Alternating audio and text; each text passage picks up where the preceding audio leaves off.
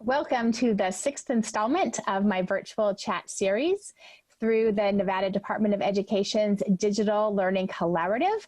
The purpose of the collaborative is to support educators, their families, and the communities during the pandemic and learning this new way of teaching and learning.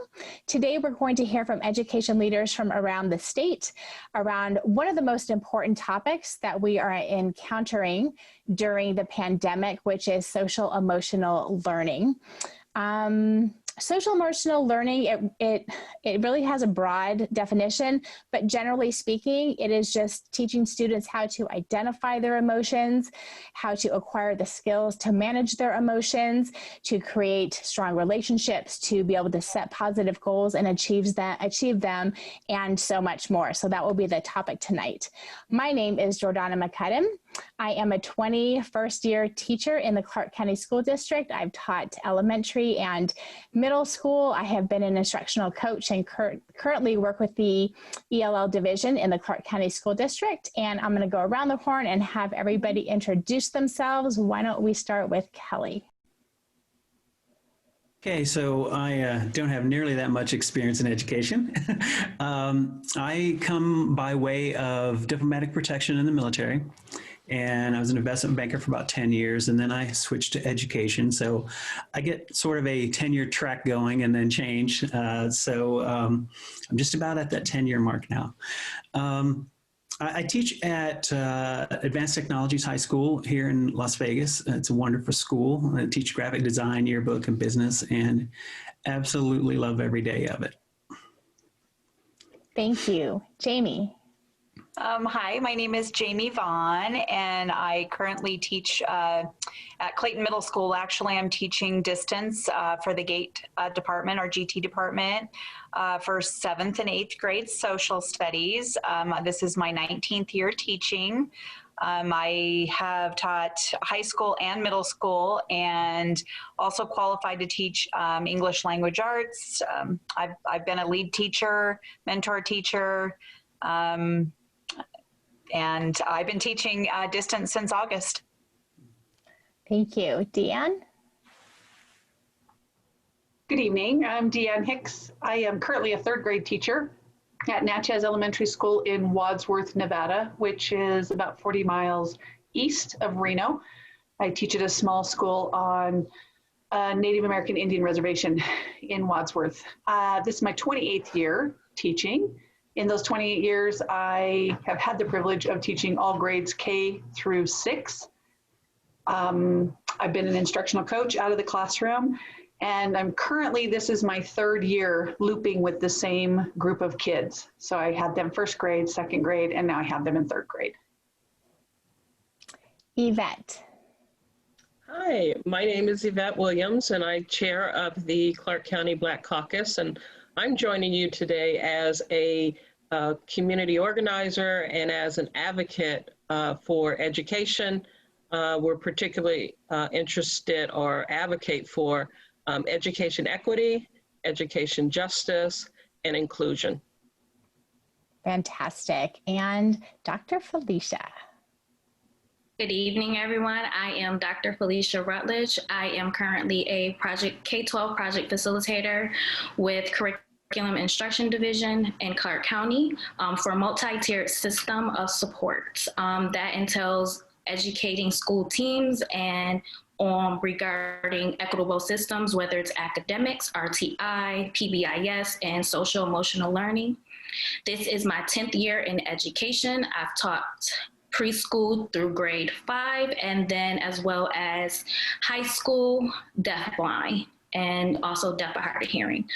Before coming into education as an educator, I was what you would call a traveling assistant or aide within special schools. Fantastic. So let's jump right in. What do you think are the biggest challenges that families are facing right now?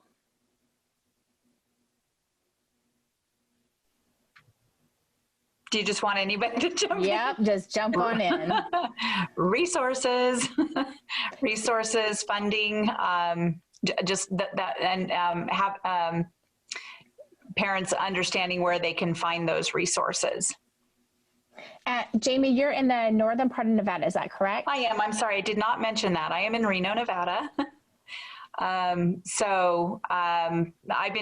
been cultivating a relationship with kids that are from 4 different schools, and so at the very beginning, it was very difficult, and there was some negativity around distance learning, and so that's been my challenge to make that connection with those kids. And so I really want to me, I think the challenge is helping families understand that learning can be done at a distance, and understanding that there are resources out there and understanding where to find those. I'll jump in on that just from the engagement we have in our community with parents. I get often requests for things like tutors. My child needs a tutor, and I'm getting that more now with the distance learning than we did when kids were in a brick and mortar classroom. And so I would agree with Jamie that resources is a big issue facing parents, but also with that, even complicating that even more, is the fact that trying to keep the kids engaged and involved in wanting to learn, wanting to participate. And that's a huge challenge. It becomes more of a challenge for parents who can't be at home with their students. And so they're having to trust that the kids will do this on their own. Many parents in Nevada work more than one job. Many work less than a 20-hour job and may have more than one. And so it makes it very difficult for them to motivate their children. And with all of that, then creates this whole reason for our discussion today, is it creates a lot more stress in the home. It's creating a lot more emotions, and then being separated from maybe your other support systems is just really wreaking havoc on our children and our parents and our teachers. I'd like to add to what Yvette said when she discussed the creation of stress. Right now, everyone is in a collective trauma. We are experiencing situations that are psychologically imposing on our health collectively, all across the board, and it's financial, it's mental, anything from systematic things that are occurring when you will have to go to the hospital and things like that. So we have to understand in this moment that many of our students and our families have high cortisol levels that are inducing their stress.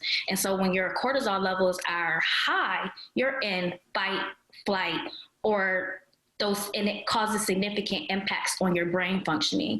So we have to first address that in this moment, we have some informed trauma. That trauma, we have to address that trauma and then find ways to engage them on coping with that trauma, as well as engaging them in those academics, because we know they can't engage in the academics if they are in this moment of fight, flight.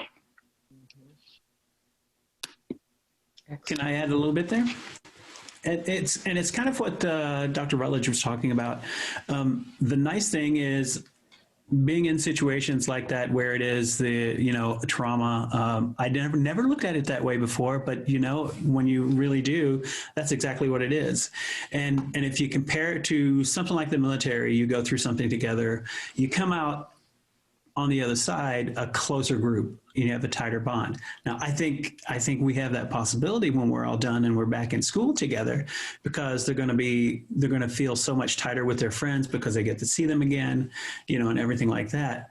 But I think one of the biggest things for us is just really creating that open dialogue. They need that, and they need to be able to trust the folks they're with to have that open dialogue. Kelly, can I ask you a question about, you made a comment about getting back into school and seeing their friends. What about all those kids I think about who feel isolated on campus and may not have those friendships? How are they going to adjust when they go back? I mean, it's already, we know, difficult for them during all of this, but how will they adjust? That just came to mind when you said that. No, that's a good question. I think it can go both ways.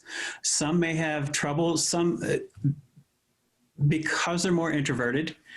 Those types of students may be excelling right now because they don't really care about their friends or anything like that. They just do the work. They have their own way of going through their day anyway.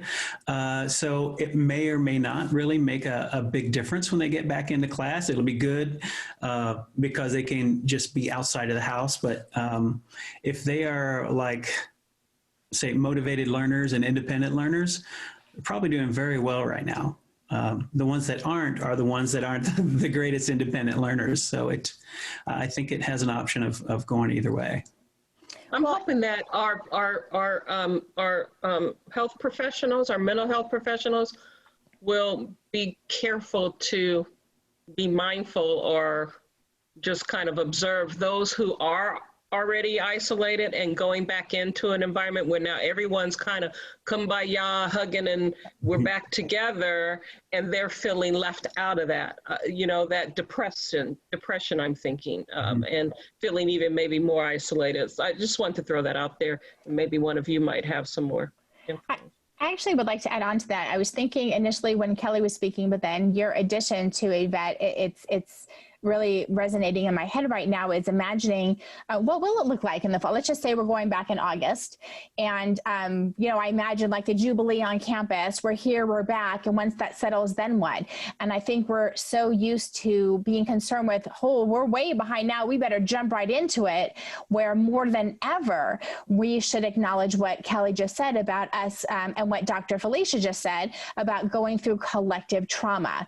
And it behooves the school and not just the psychologists and the counselors on school. The entire school needs to have a plan to how to welcome staff and students alike on campus, recognizing kind of like a, butterfly coming out of its cocoon. We've been tied up here for so long.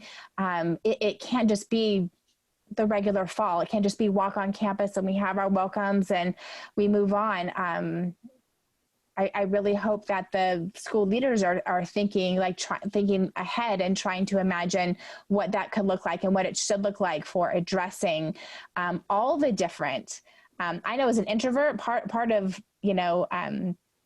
this has been a relief for me. Because I like being at home, because I'm an introvert.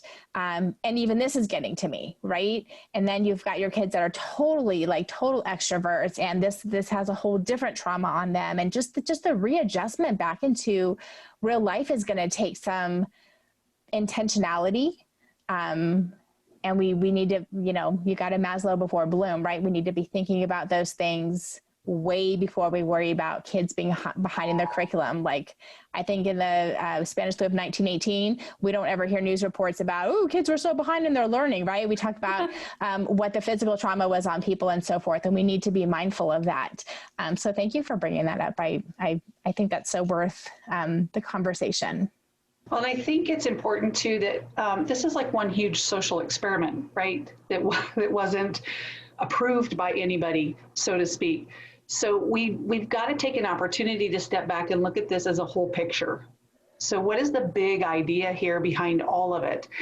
And from what we know and what we're learning about introverts and extroverts and the social structures of school and how that supports or the lack of support that exists for students' social emotional learning, I think in a way we have an opportunity right now to reach out because we're in their homes through Zoom. We're in with their families, and we have to connect with them via text messages and via Zooms and telephone calls. And I mean, I know myself more than ever, I'm more connected to my kids' families than I have ever been. And so I do understand the challenges they're facing. I get a telephone call in the middle of my lesson about the challenges that they're facing, whether it's a technology issue or the work is too hard, we can't do that. So if we're extremely, like you were saying just a second ago, Jordana, we need to be mindful. We need to think about What do the extroverts look like? What do the introverts look like? What pieces that are happening right now that are supporting a group of students that we've never been able to support before, can we recreate and take with us? And when we do that, how does that change the landscape of education in the traditional sense? So my grandfather survived the Spanish flu because my grandmother sent him away. She sent him to the mountains. He lived in the mountains for a year so that he would survive. She didn't worry about how much education he had lost. So my great-grandmother, she didn't worry about that because she just wanted him to survive, right? Yeah. So I think there's just all these little teeny tiny pieces, and if we're not careful, we'll miss them, and we'll miss our opportunity to blossom and to grow in education so that we can meet families and students' needs as we move forward. How about post-traumatic stress? Because post-traumatic stress is already a pressing issue in communities of color where we have extreme poverty, over-policing, lack of access to opportunities. We know within our school system we have huge proficiency gaps, racial proficiency gaps based on race. And so I really get concerned about and I always hear, and Jordana, you hear me all the time talk about post-traumatic stress within our community as an African-American, and the trauma that African-American populations have experienced over generations. And so it brings me to one of the things that I kind of was hoping to kind of talk about today was around the, that SEL cannot be culturally blind, right?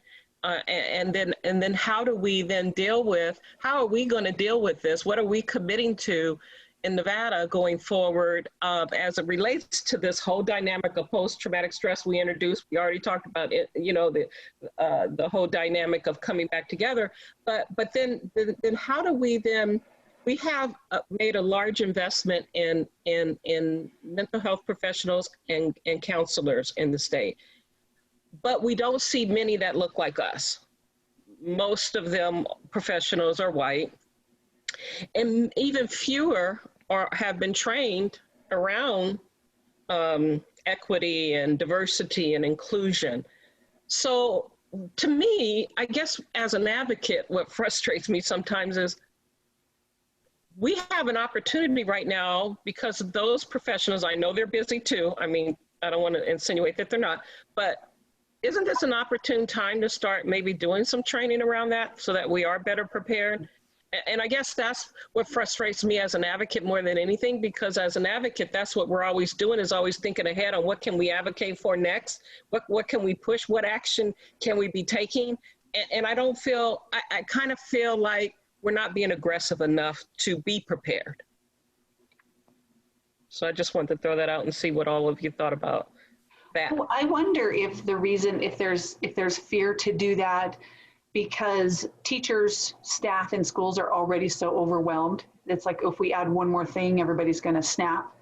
We've already added the technology piece, the distance piece versus the in-class piece. We have kids behind. Now, I teach both distance and in person at the same time. So half my class is distance while the other half is in person. And so the pressure of, not necessarily the pressure of the teaching, but the balancing of what that looks like and the exhaustion that's happening around it. I wonder if a piece of that is just this fear that if we push forward with one more thing, it's going to push them over the edge. And so what we wait for instead is a cataclysmic event to happen. And it's like, oh, now we have to do it, right? Instead of knowing that, like Dr. Felicia said earlier on, there are so many stresses on families, emotional stress, financial stress, the things that are happening at home. We need to be prepared for that as teachers so that I don't mess it up.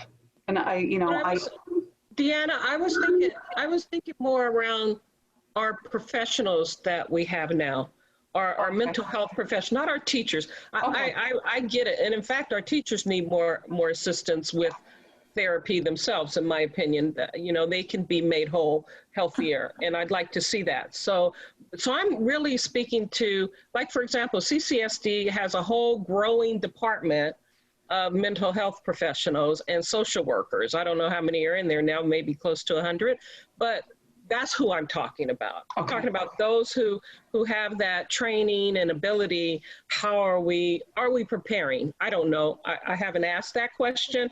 I'll have to ask that question now of CCSD now that we're having this conversation, but I kind of want to get everybody's input on that and your thoughts on that, and how can we utilize those professionals, be better prepared for when we return. So I would say that there's too few. We're going to start with there, right? If there's only 100 or what have you when we have 18,000 teachers just down here in Clark County. But I would go back to even what Deanne was saying about, you know, when can we do it?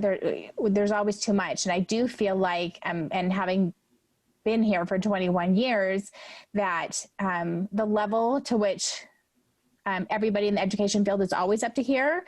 And I feel like when we talk about racial equity, it's always that, well, we don't have time for it right now because we're busy with the SBAC stuff. And oh, what, now we just got Common Core, and just hang on. Yeah. And maybe the trick is to embed it in teacher prep programs so that teachers are coming into the profession with that cultural relevancy. And I will sit right here on film and say, as a social studies teacher, I did not do justice to all the different communities when I taught. And if I were to go back into the classroom, I have a much more informed lens. And my ignorance is my fault. But I certainly would love to see teachers coming through the pipeline with that information. So they're bringing the lens of all the different communities we serve with them into the classroom to start with. And then when we say we're going to come in and do some cultural diversity training, give you guys some support, there's already a foundation there. So it's like any other PD where you just kind of start working it into your pedagogy, instead of just saying, you know, we're going to throw a PD at you and we need you to, it's just, we can't, right? That's a longer process, and I don't think it's a solution by itself, but I certainly would love to see it so that 10 years from now, we're not still having these same conversations where we're like, well, when do we get it in there? Right, because we always start something, and it's like this one more thing, like you find out about it at the beginning of the school year in your PD, and then you start it, and then it seems to maybe going okay, and then somehow the following couple years, it seems to be gone. So I like that idea of embedding that into the teacher programs, not just social studies teachers, but all people who are coming into the teaching profession. Because I agree with you. I mean, early on, you know, as being a social studies teachers, you know, I always went to PDs and learned all kinds of, you know, different ways of bringing, you know, lessons into the classroom. I feel like I'm better at it now. But I think that coming into the profession from the get-go is the way to go, and utilizing people in the community that have that expertise. So, but I'm thinking, Yvette, were you talking about having professionals in the community? Are you talking about having them in the schools or in the community where parents and teachers can reach out to those professionals? I think it has to be both, in my opinion. I know some of the schools are doing some things on their own to provide more mental health support for their students, for their families, and for their staff. And I know we've been doing some work. Well, I don't want to get into all those details, but we have been working with a few. And so I know that effort's being done, and everyone's kind of doing their thing, you know, and how they can best support their school community. But I don't see a plan, I guess, is where I'm kind of concerned with is, I don't know, I'm a planner. So I tend to like to have a plan. I mean, what's our goal next year, say? What's our goal in a couple years? And then work backwards to where we are right now, and what do we need to put in place so that we can hopefully achieve that goal, and what are going to be our measurements? What's our benchmarks? And who's going to be accountable for this? you know? So I guess that's where I'm feeling like we're, you know, like we're going down another rabbit hole. And I'm like, oh my God, I can't take another rabbit hole. We haven't even gotten out of the rabbit holes we have found ourselves in just legislatively, you know, this past 2019. So, and then the recent budget cuts, you know, I think about like Senate Bill 178, which is the only, or I won't say the only, there's many equity pieces in our legislation, but this is the only piece that really gives true equity based on a student's need. And it follows the student. And when those dollars were cut, a lot of that had to do with SEL. A lot of those resources were helping these kids who had other issues they're dealing with, and schools being able to provide those kind of resources, that kind of staff, to help those students succeed. And so I'm just really, I don't know, I'm trying to stay optimistic, but it's really, really difficult. Well, I think now that we have this like fast track to teaching, you know, and so where does any of that, you know, training fit in? So, I mean, I feel like we need to get it at the university level, but now we have these so-called fast tracks. So where are they learning that? How are they going to be a prepared teacher? And then, of course, include something like that. Yeah, you bring up a good point there, the fast track. We want quick, fast solutions, right. Don't we? Need to get more teachers.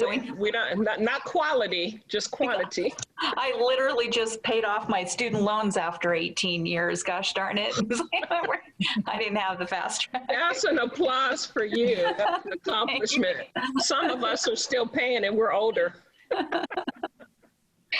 So to go to Deanna's point about the climatic events, we've had tons of climatic events that says there's a need to to educate our students and our families more, and our social workers and our health professionals more on being more culturally responsive and relevant, and being able to tiptoe into that area to ensure that we are creating racial equity for those students, for students in general. And when I think about how we support schools with creating their systems, if we embedded cultural responsiveness, cultural responsive teaching, and intentionally each time we are presenting a PD, and it's not just, here's a cultural responsive PD, here you go, here's the information, now do what you will with it, versus, okay, we're gonna do here's some ELA strategies. We have an ELA strategy PD. Here's how it can be more culturally responsive. Here's how you can embed cultural responsiveness in it. Oh, we have our social workers going to this PD. How can we make sure we provide opportunities for them to understand some cultural responsive teaching strategies within that as well? Instead of saying we're going to push it off or they don't need another PD, they're already going to PD, embedding those cultural responsive teaching practices and those social justice teaching practices and those multilingual cultural diversity trainings, with layering it within those PDs that they're already attending, would ensure that we are ensuring that we are trying to ensure that everyone has a piece of that pie. Everyone is being equitably served, because we are ensuring that we're constantly educating people on different ways to be cultural responsive. So when it goes back to how can we ensure that our mental health providers are doing it, embedding it within their already done PD, that even when they're on the job as professionals and when they're inside of their universities. And that is the best way to ensure that we are making sure that they get that foundational piece, and also that we are constantly following up with different ways and approaches to make sure that that happens. Great responses. Yeah. Over time, that creates a culture, right? Yes. So it creates a culture within our state. It creates a culture within our districts. And to go back to your point, Yvette, that has to be planned. So culture just doesn't change overnight. And it is a lot of work to change the culture of a school. I mean, we've had, Jordana and I have had this conversation a lot about how do you change the culture of our state to understand that we are a culturally diverse state, that there is a lot going on between the difference between Las Vegas and Eureka County in terms of just students and the cultural makeup of those students and how those students interact with one another because of where they live. It's so vast and it's so different. So then how do we create a plan that thinks about embedding all of these important components so that over time, it's like we slowly change a culture without anybody even knowing, right? It's like, right. And so then which creates buy-in. Yeah. You know, I mean, because the way we've done it in the last, like teaching SEL, we have an enrichment class. So all the kids go through all their classes, they go through their social studies, they go through their ELA, then it's enrichment time. Then we sit down, it's like, hey kids, we're doing our SEL today. And I have felt that there's not a lot of buy-in. I mean, I understand it. I get the lessons, and I think it's important to teach kids, you know, how to be socially aware and you know, learning to be a good student and you know, being empathetic and all of that. I totally get that. I just don't know if the best way to do it is every day during enrichment or having to do a specific lesson. If we embed it into our lessons and then create that change in culture, not only is, you know, our teachers just automatically going to be including that into their lesson plans, but people like teachers that don't even have any idea you know, what other people's cultures are, you know, like if you're teaching biology or if you're teaching math or whatever it is, some of these teachers don't even have any clue of the surroundings at all. And I think that if we can somehow get that embedded into the lessons, whether it be math or ELA or biology or social, you know, whatever, I feel that it would be more effective. Yeah. Jane, I'm not sure if that made sense. No, I think that you're talking about like a mindset though, right? Like if we just have that mindset, so when a kid is having a meltdown in class, we're addressing it with a mindset of SEL. And then through the lens of that empathetic lens of what's really going on with the kiddo, it could be maybe we've said something that is offensive to that student because it was through ignorance, a racial comment that was, you know, that is causing some trauma, that then it just takes some training to see where that was and to go back and reflect on what was being said. And then to, you know, it's a whole process, right? And so that's not, just let's sit and have a lesson on it every Thursday at 2. Right. It's a whole mindset of, like Deanne was saying, creating a culture on campus and then through your state. And it's the same thing I remember years ago when I was an ELA teacher. The ELA teachers were the writing teachers. Those were the teachers that taught the kids how to write. And then at some point in time, somebody started realizing it can't just be the ELA teacher. It's got to be the social studies teacher too. And we have to have writing in biology and things like that. And so at some point that part of the culture started changing. I mean, you still have teachers who say, well, I'm not the ELA teacher, I'm the, you know, biology teacher. I shouldn't have to do writing and things like that.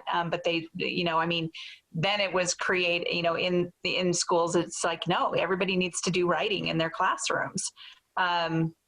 You know, agree with it or not. But if you can change that mindset for all of the teachers to be able to respond to different students, I mean, that's my kind of analogy I've been thinking about. You know, that's what I was going to say too, is that the kids need to see this. They need to see staff, their teachers, staff, and administration practicing good SEL. Yes. So oftentimes that's not the case. So our expectation of the kids is this, but then we don't respond that way to them. So we're telling you to be more tolerant and to de-escalate a situation, but then you don't You didn't like how a kid responded to you or whatever, and instead of you de-escalating it, you're going sending them to the office, and next thing you know, they're being expelled or suspended or whatever. So, and the other kids in the class are seeing this. So, yeah. It goes back to that culture too, but we have to exercise. We have to do what we preach. We have to, or live what we preach, whatever the saying is. Yeah, and I think it really comes down to building your relationship with your students. You have to know your students. And it's been proven time and again that the schools that have the highest social emotional intelligence, they have less discipline problems and are higher achieving, because the only thing students have to worry about is, are they going to do okay on this test? So they know they can go somewhere and talk if they're having an issue at home or with a friend or something like that, and it's a combination of restorative justice and the social emotional learning. And like in my school, and most schools are probably like this, I would imagine, you always have a couple of teachers that you can go to if you have a problem, because they don't feel comfortable talking to their counselors and would rather just go to a teacher that they feel comfortable with. And it shouldn't be that way. It should be more of I should feel comfortable talking with anyone because they should create that environment for me. But it's not. And it takes, just like Jordana was saying, it takes a mindset change 100%. We all know those teachers that don't like to open up, but you build those relationships by starting, you make them realize you're human. Talk to them like you would anybody else on the street, or your friends or whatever, because they're going to start trusting you.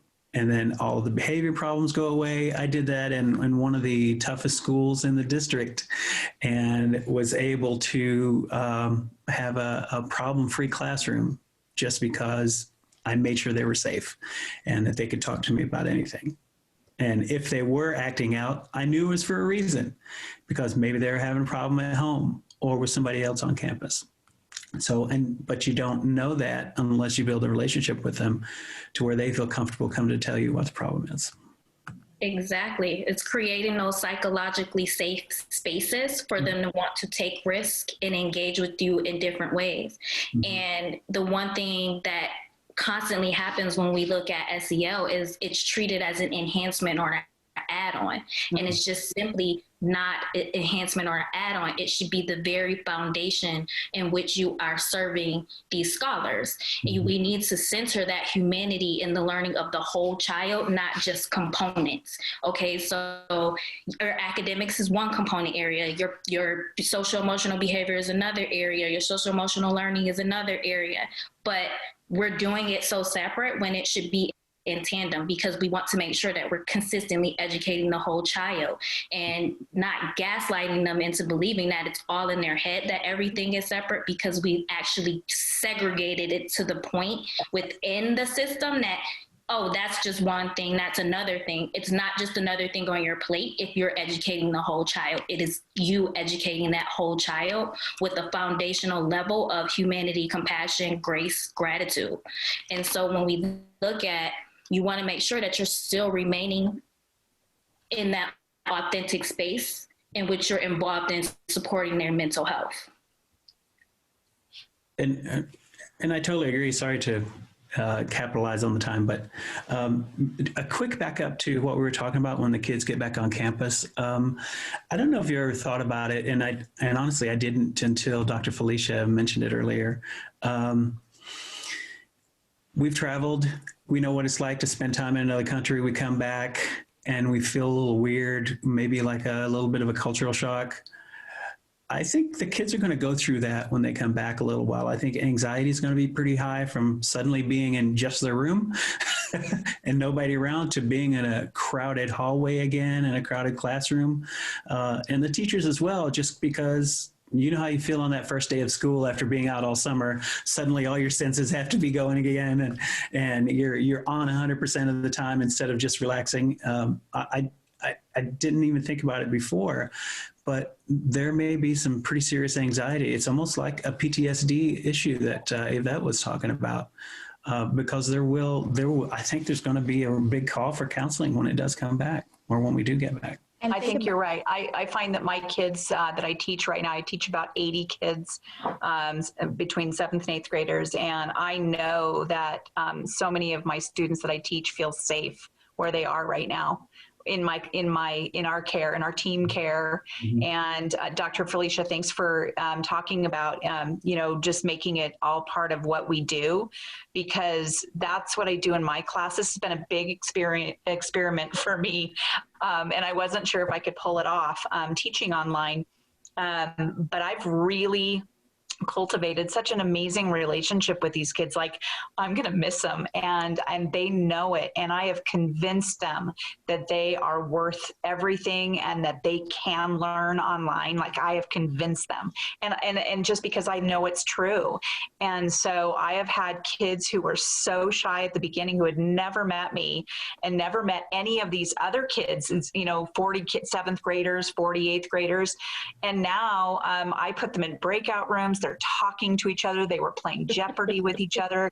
Every day when I get on that Zoom with them, I ask them how their weekend went. I try to get to, everyone. And I've seen kids who are so shy who wouldn't even talk on Zoom. Like, they wouldn't even turn on their camera, and now, a lot of times they do. And I think they really appreciate that. And not only that, at the end of the Zoom, I have all kinds of kids staying on, whether it be because they want to show me their cat or their dog, or ask me or tell me a joke or whatever. And it just, to me, that's SEL. That, to me, I'd like, when you have it separate, I have found myself in the last few years during enrichment time, the kids come in as, okay, guys, SEL time. And they're like, geez, what are you, so I just prefer embedding it like that, because to me, it has really been effective. Well, and think about how we are as adults. Do we have our meetings and then stop at 2:30 and say it's SEL time? SEL time. And now we're gonna play a game together. We don't. I mean, it's just not authentic. So there really is no other way than to weave it into your regular interactions with students. And I think that if you are weaving it in, I think it's good on the mental health of teachers. I am a complete extrovert. Deanne knows that. We've known each other for a long time. I'm an extrovert. I am a very, very social creature. This pandemic has been very bizarre for me. And I specifically requested to teach online, and because I've got a autoimmune, and I'm feel more comfortable teaching at home. It is going to be a culture shock for me to go back. Even though I'm used to having all kinds of people around me. This experience has been very helpful on my own mental health. I think to go back to that, Jamie, as the teachers and Kelly, as this transition happens, I do have kids transitioning back and forth between distance and home. So I have kids who are at school who might be, they go home for 10 or 12 days because they've been exposed, and then they have to come back. That's been really difficult on students. It's that bouncing back and forth. They don't quite know where they fit. They're not here long enough to really get in the groove of school, and then they're gone. So then they start to get in the groove of online, and then they get bounced back again. And my students who started out distance, who now are back, coming back full time, that transition happened. It's hard for them. They're not, and it is like they're the new kid all over again. So these are kids they've been with for 3 years, because very small school. So there's only 20 third graders total, and they've been all together since kindergarten. And it's like they're total strangers. They're not quite sure how to react with one another. And so I know that there are places around the country where this is happening, and we're seeing it happening, and we know what's happening. And if we wait, we need to tap into those resources and say, so what are you doing? How are we including those kids? How are you?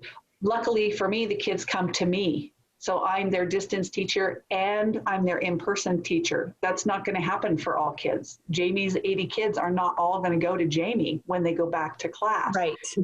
And so this embedding this of who I am as a person, that I care about you, kids need to know that fairly early on. That needs to be something as teachers and health workers that we're putting together, so that kids can see that. We can't do like we always did, don't smile till Christmas, right? We can't afford to do that right now. We just need to not ever do that anyway. Like that whole adage just needs to go away. Like please don't ever do. Anybody watching, please don't do that. If you're new, don't.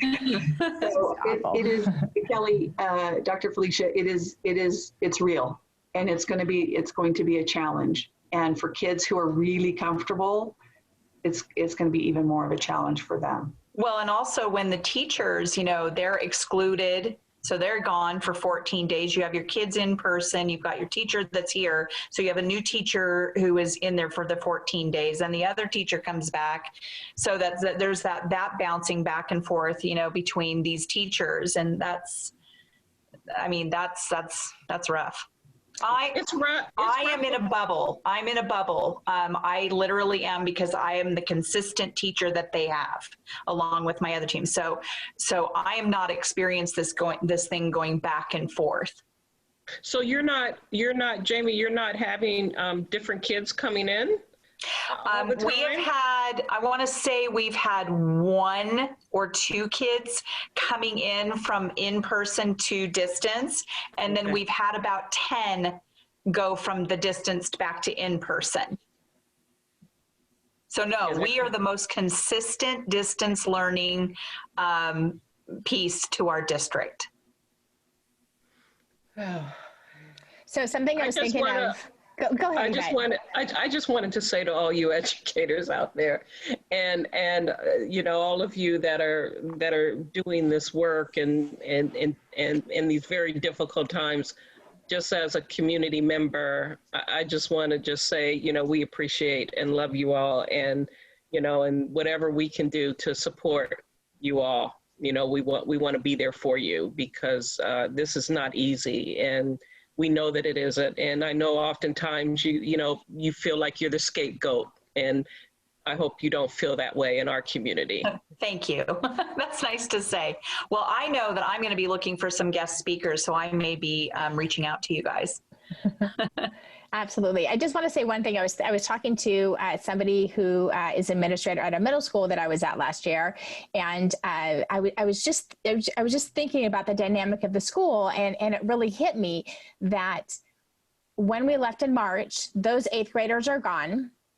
The 7th graders are moving to 8th grade now. They're spending their year in distance learning. Next year, they'll be gone. It's almost an entirely new campus. Yeah. Like the entire climate of that campus. And I would say that of all middle schools, right? Because that's that 3-year cycle, the only consistent students are going to be the last year's 6th graders who got cut off in March. You know what I mean? Like how strange it will be to walk on campus like that and not have those cliques already formed, and those here's where I hang out in the morning, and here's where I sit at lunch, and all those familiar habits that we have, and where do I go here? You know what I mean? Like literally all that is gone. So when we talk about SEL, and Kelly was talking about the anxiety. Oh my gosh, the amount of middle schoolers anyway, because that's a whole breed of anxiety, right? How incredible it's going to be to come back and watch all that. Right. You know what? You made something come to mind too. Those relationships, because the Clark County Black Caucus sponsors our Black Student Union and Clark County School District. So we have 28 high schools and 3 middle schools now. But one of the things you made me think of just now is the lack of interaction and the benefit of our lower classmen who are like freshmen, sophomores, interacting with those juniors and seniors and learning from them. Sort of like, you just had a new litter. I don't want to refer to them as dogs, but I'm just thinking in terms of, I love dogs. And so I always look to my older dogs to teach the new dog where to go potty outside. You don't potty in that spot, you go potty over there. And so I'm thinking in terms of the benefits that we lose because our students aren't being exposed to the upper class, getting those tips and those little tidbits and life lessons that they get that they can only get from an upper classmate. Next year's going to be crazy. It could still, as you say that, I'm like, it could still be created. Yeah. If you have a school that is committed to setting up those peer coaching, peer mentoring, it can happen in a digital setting. You just have to be committed to actually setting that up within your systems and your structures. Yeah, I think so too. It's just being aware, and then having the leaders on campus, the administration, but also the teacher leaders, make sure they're making space for that to happen. Right. Again, us jumping in and going, our kids are behind, better get to the standards, is not going to be the way to set the tone of a productive school year next year. It's basically every minute you spend building a relationship, you're going to make that back up. Yeah. We have some great administrators too that are doing creative things with their teams, and I'm really enjoying seeing some of them, how the dynamic between them and their teaching staff has really improved, because they're working more in a team rather than in these isolated silos that won't function right now.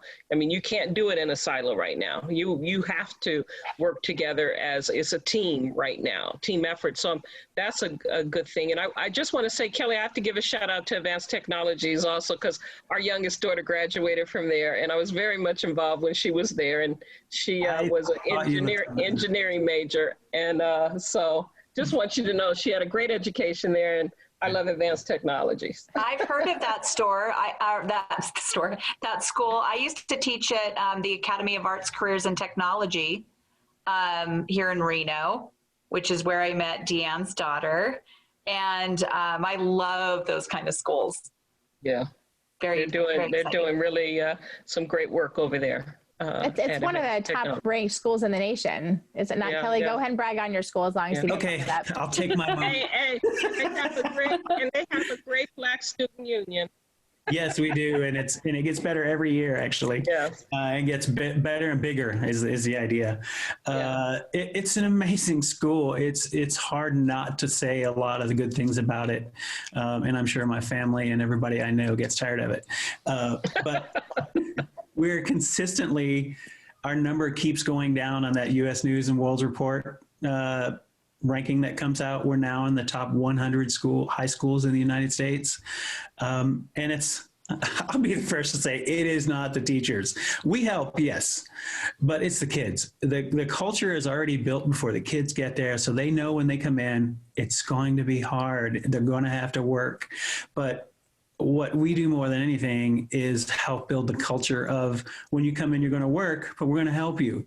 You're going to build those systems with your friends. I mean, they hang out and do work together, even if it's you do the homework this week, I'll do the homework next week system, but they still work together doing it. And that's really why the culture works so well and why the students work so well.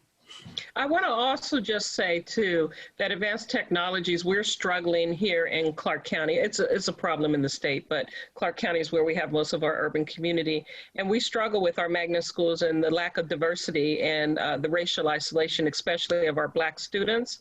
They're the ones that are underrepresented in these schools. And Advanced Technology is the leader of the pack as far as being the most inclusive. So when we look at our Black student population, they actually have the highest percentage of Black students. Although they're still underrepresented, they're a lot closer to being where they should be. And so that's a shout out to Advanced Technology's commitment to inclusiveness and diversity. Yeah, we work hard at it. It's from our magnet coordinator, recruiting. That's always very difficult. All of our ethnicities have really come in really closer to pairing now, because our Hispanic, I think, community is as big. It may be the largest component now, and we've worked years on just trying to make it more diverse. So it's working out. It's like anything else, like, wow, our student body is really changing, but that doesn't matter. We're still going to succeed, The students are still doing great. So it just goes to say, it doesn't matter what race you are, or your socioeconomic status, or the geography, the zip code where you live. All kids can succeed if they have a caring staff That's right. In an environment that they can thrive in. And so my daughter ended up graduating from Syracuse with after 5 years with her undergrad in biomedical engineering and her master's in business analytics. And so she's at the Wynn right now. She's been with the Wynn Resorts in their finance department for 2 years. Fantastic. So yeah, so she's a product of advanced tech. That's great. I think it's important too, just take time to step back and look and see. So what is it that Advanced Technologies Academy, what is it that AACT is doing for those students to help them be successful? We have a great opportunity right now with the fact that schools are shut down. And when we go back, we can recreate them to be whatever is best for kids. If we will just step back for a minute and say, this is what public education used to be, and this is what it can be, and this is where we're moving. This is what we've learned about, you know, everything that's good for kids. My daughter went to AACT, my son graduated from high school. I just wanted for them a place for them to go and feel safe, for them to go and be motivated to be the best that they could be. And that's what I want. That's what I want public education to be for every student. Everywhere. Everybody. Yes, I agree. It's a place where they go and they get everything they need to make every decision to be whatever they want to be. Mm. Exactly. I think that when you look at those schools, I'm going to guarantee they're leveraging the brilliance of their students that are on that campus versus looking at their deficits. And when we think about, and we keep coming back to this term of they're falling behind, to who's standing falling behind? It's like we standardize everything, but we say differentiate. We standardize everything from curricula to PD to the testing. We standardize it all, but then we turn around and we say we should be differentiating our learning for our students. But to whose standard are students falling behind right now? We know that our Black, Indigenous, people of color are the ones who are always at the lower end of that gap. And when we look at that gap, it's to whose standard? Right. So it has to come to a point where we are changing that dynamic, as you said, redesigning what school looks like at the schools where they do have that inclusivity and they are tapping into the resources and brilliance of those students to ensure that they are differentiating that learning for those students so that they can get to where they want to be. Not necessarily where the standardization says they need to be, but where they want to be. That's what I saw at AACT. I saw some amazing kids just really excelling. And after high school, I let them friend me on social media, and it's fun to watch them as they get into their 20s and what they go on to, you know, whether it be going into teaching or engineering or, you know, any kind of communication arts of some sort or culinary. And it's really fun to watch them succeed that way, even after high school. And it all came from AACT, their education at AACT. So I'm excited. I love that, Kelly, that you're there. So that's really neat. Yeah. And I agree with Dr. Felicia. I don't think it's a negative. What we're doing is we're creating independent learners. Yes, you are. Isn't that what the goal is in the first place? Yeah. You know, some have taken to it a lot harder than others, but that's understandable. As adults, we have the same problems. But if anything, we are preparing them better for college now. Maybe not the subject matter, but we're letting them learn how to work independently for sure. Because, you know, the biggest, I guess, culture shock when you go to college, you know, your professor's like, well, you turn it in, you don't. I don't care. I'm getting paid. So you have to find the resources that you need, the tutoring, the looking it up on YouTube and that sort of thing. And at ATEC, really, that's one of the things we do the best is I don't really teach them that much, but I teach them how to learn. Really. Right. And and just to piggyback on what you're saying is that I think the best way that kids learn is to include them in on decisions on what you're doing in the classroom. Right. I literally just had a couple of projects that I gave them all kinds of choices. I asked for their input on, what kind of platform we should use for this project or that project, giving me feedback on the platforms. Did it work for you? What did you think about it?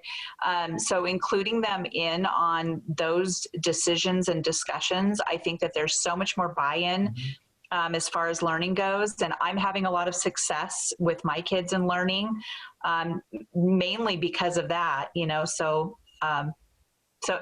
they teach me. That's And it. they You know love that. what? You know what, Jamie? When you think about it, what you're doing really is SEL. Yes. Right. Yeah, You're valuing your students' opinions. You're Yep. letting them know that you're working collaboratively. And so, I just wanted to bring it back to SEL. Thank you. today. Yeah. And they know that I'm learning too. And I tell them, you guys, this is like the craziest time ever of our, even for a teacher, and so I'm learning right along with you guys. And so, yes, that is, and if we could just all do that. Allowing students to work from their areas of strength. Yeah. Mm-hmm. Asset orientation is what we say in the ELL department. They all bring something to the table. And just like Felicia said, it might not be the standardized piece that they bring to the table, but we need all the pieces.